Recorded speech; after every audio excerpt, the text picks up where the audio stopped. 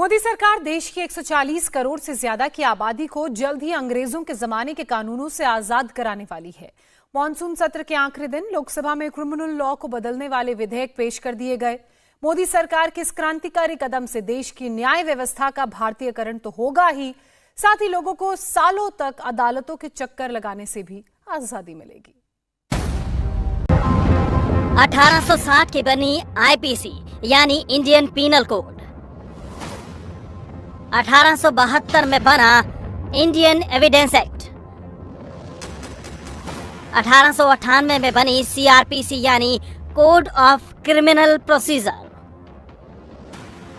अंग्रेजों ने भारत तो 15 अगस्त 1947 को ही छोड़ दिया था, लेकिन अंग्रेजों के बनाए कानून से देश को आजादी अब मिलने वाली है।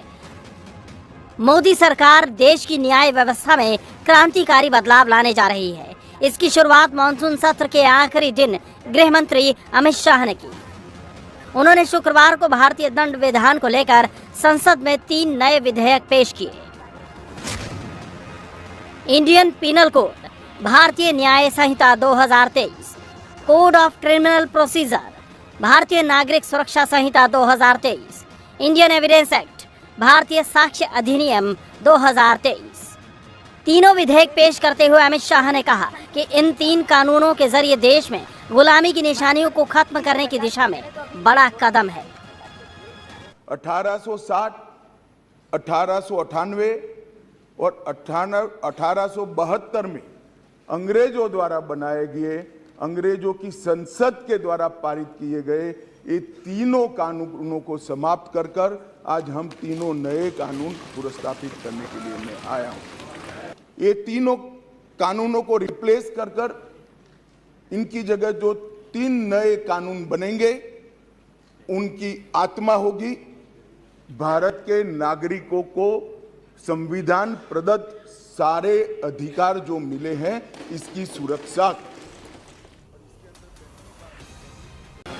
अंग्रेजों के बनाए गए इन क्रिमिनल लॉज को बदलने का प्रस्ताव पेश करते हुए अमित शाह ने संसद को बताया कि अब बेटियों के साथ हैवानियत करने वालों को फांसी होगी।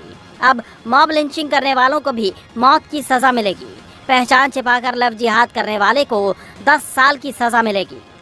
तो राजद्रोह कानून का नामो निशान भी अब नहीं रहेगा। अब और लोगों को कोर्ट में तारीख पर तारीख नहीं मिलेगी। गुनहगारों को सजा जल्द मिलेगी और पीड़ित को इंसाफ मिलने में देरी नहीं होगी। ये तीनों कानूनों को रिप्लेस कर इनकी जगह जो 3 नए कानून बनेंगे, उनकी आत्मा होगी भारत के नागरिकों को संविधान प्रदत्त सारे अधिकार जो मिले हैं इसकी सुरक्षा। ये कानूनों का उद्देश्य किसी को दंड देना नहीं होगा। इन कानूनों का उद्देश्य सबको न्याय देना होगा।